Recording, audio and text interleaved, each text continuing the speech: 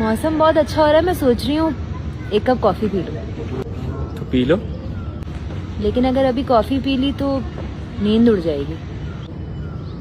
तो मत पियो। लेकिन इतनी मजे की कॉफी लग रही है, देख के दिल चाह रहा है पीने का। तो पी लो। अभी पी ली तो नाश्ता इतना कर लिया है, हैवी हो जाएगी। तो मत पियो।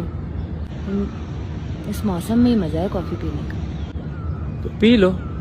लेकिन मुझे तो चाय ज्यादा पसंद है। तो मत पियो। लेकिन मेरा दिल भी तो चाह रहा है।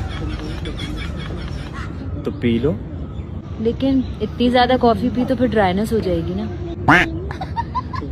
तो मत पियो। लेकिन यहाँ हम आए 2 दिन के लिए, कॉफी का मजा नहीं लिया तो फिर फायदा क्या होगा। तो पी लो। लेकिन फिर जरा ज्यादा हो जाएगी। तो मत पियो।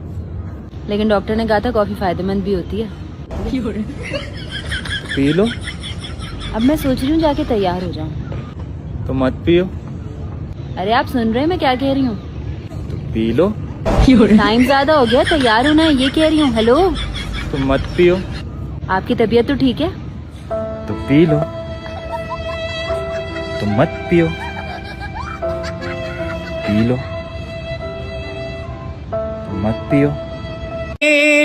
कहा है मेरे दोस्तों, बुरा मत सुनो, बुरा मत देखो, बुरा मत